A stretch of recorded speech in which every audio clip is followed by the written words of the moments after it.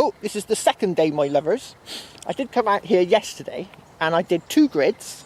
It took me a while trying to figure out how the Pythagoras worked, and then setting up all the wires and stuff and the tapes.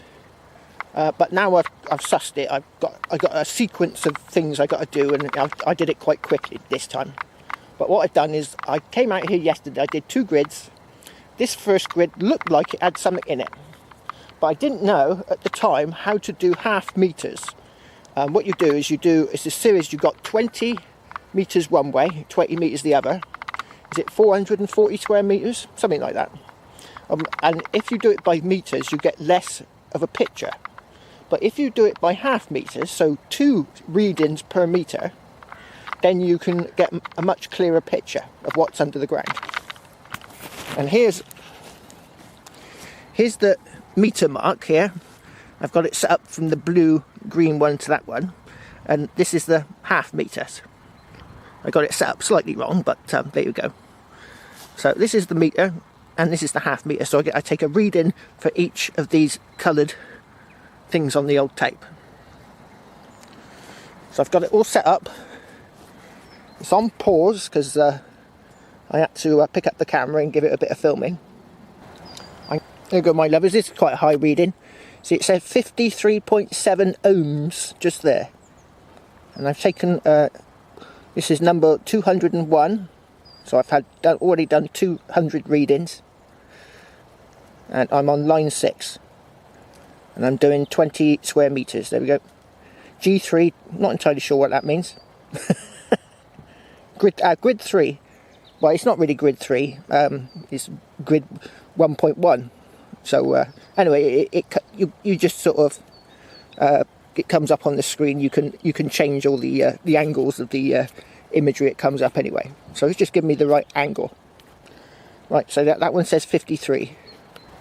So then the next one says 47. So it's gone down a bit. So there could be a wall just here. Just here there might be a wall. Or it just might be some sort of anomaly. 47. 46. 44. Oh. 45. 47. 44. Now if that is a ditch, then the numbers should start going down. You're looking at this number here, the ohms. 44. 45. 43. 42. It's going down. 41. Going down. Down, down, down. 40. There we go. Yep, 40. Should start going back up again now. 42. 43.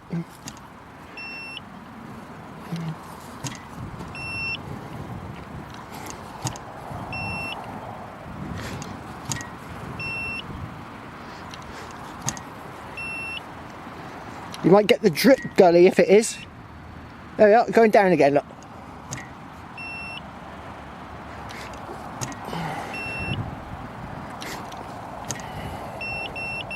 End of row.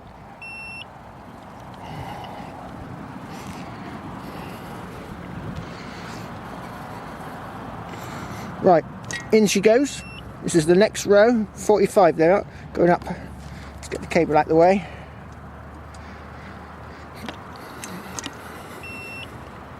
.43,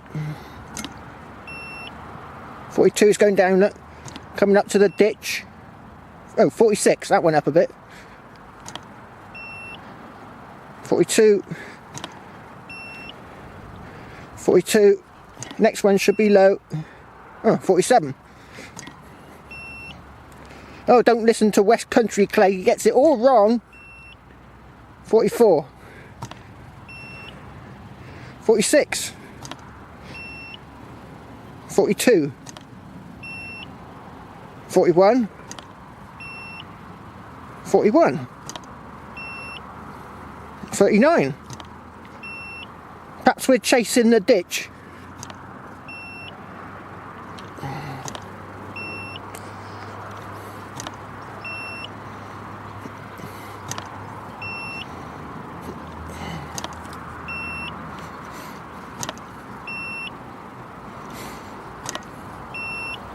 Oh, look at this, my lovers. I've just put, you can see the corner of that fence post sticking out, right? And I put a peg in there. That's the first square. There's the next square. There's the next one. And I put all this peg all the way down here. Oh, zoom out. And there's the other one going across, and I've done exactly the same with the lines of pegs going right down the field. So there's the other peg. Oh.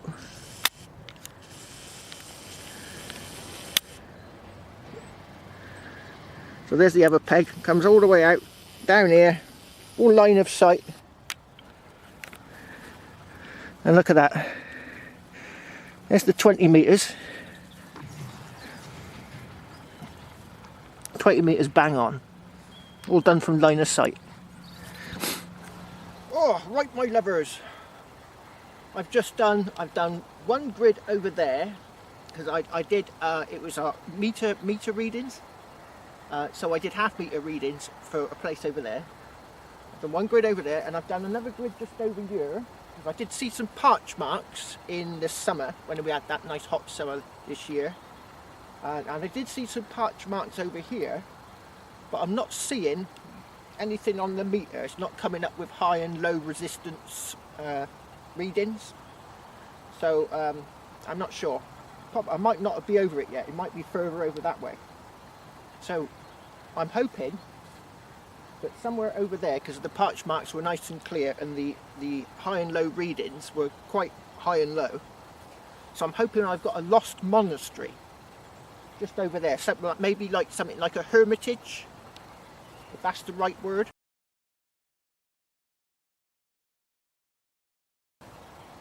Where hermits lived in the medieval days. So a lost monastery, because all these fields, and I'm sure there's a map, you can get local maps for your areas, where they show place names of fields. And this field here is called Monk's Mead. Woohoo! So a monk might have been living here and drinking lots of mead. Couldn't be like that myself, oh no. So I reckon this field has got high potential. So I've got it now set on the half metre readings, so it should get more clarity of what's under the ground. This machine here, the probes down the bottom there, are 500 mils apart. So that means that the machine can see to a depth of 500 mils, which is quite deep. But you've got to think of this machine as a bit like underground LiDAR. So instead of the surface has all been disrupted with ploughing and stuff like that, what's further down is more stable. So you can read what's on underneath the surface like it is on the surface. What I'm thinking of doing is use these bars at the bottom here. I don't know if you can see it on the camera. That bar thing down the bottom there, you can get longer ones. And methinks that I might buy a metre long one, just to be, and then of course it will then see down to a depth of a metre. But the problem is, if you go too low or too far down, you might hit bedrock, or it might see bedrock. So I'm wondering whether, if someone could tell me which is the best, they call it the array bar, so that's the bar at the bottom. So I'm hoping someone might be able to tell me which is the best bar to have.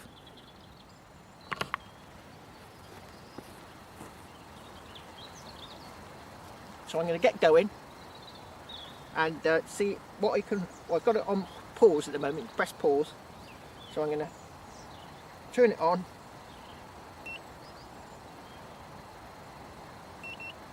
Yeah, it's on. Hold the wire so it don't get jerked and plug it in. And off I go.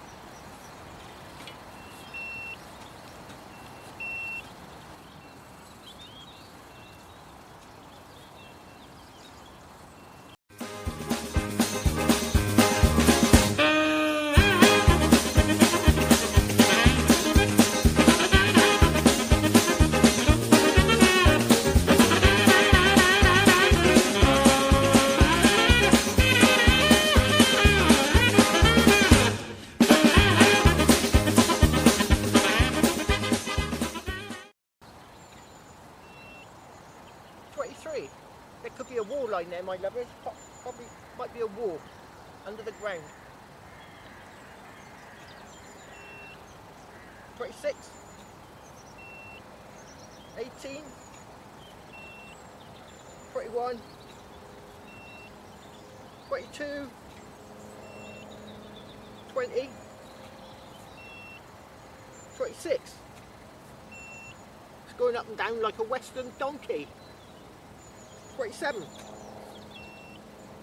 21, 26, 21, 25, 21,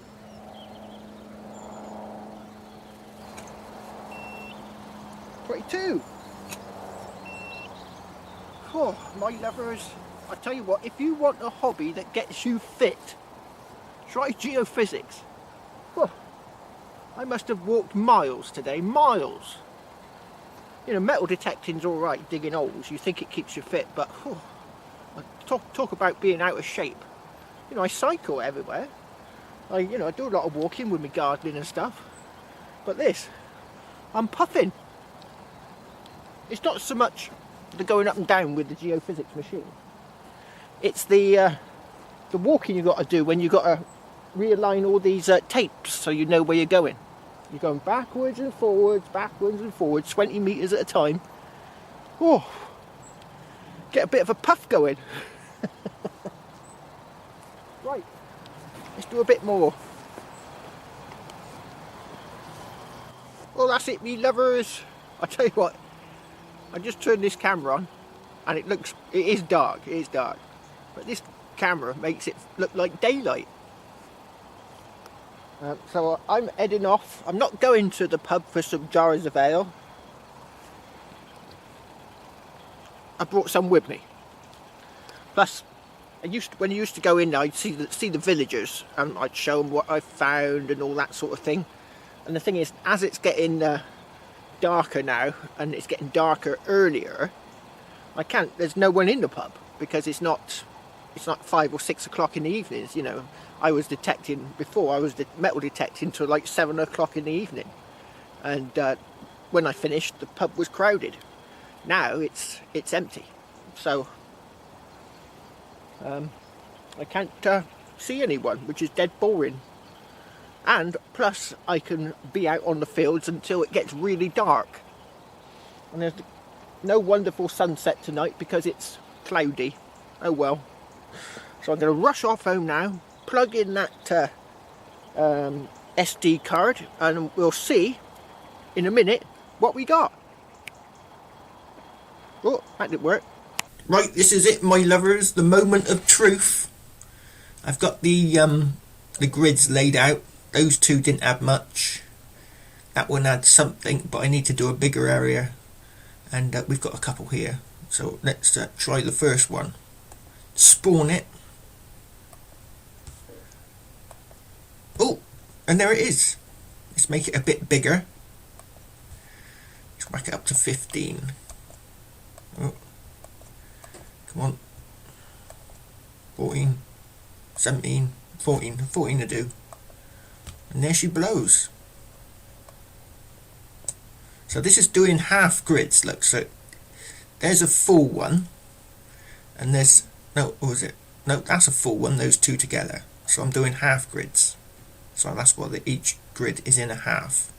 And it's easy to find. If you do find something, all you got to do is you can measure it out between meters. Look, you can count all the way up and all the way across, and you get the exact position. So what we need to do next is we need to this one up here into specular. I have to get the right saying for that. And there she blows. Now this bit here, look, this is because it's on the edge of a ditch, so it's got this slightly different colour going across there. I can't really see much there, but if you look at the bottom, look, there's a definite curve there. Look. Like something's below it. So if we do the next one,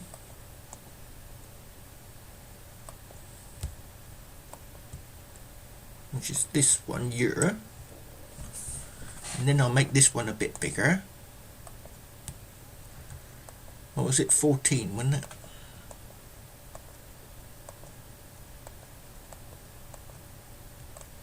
Oh, it's not doing it. Come on. 14, there we go. And there she blows.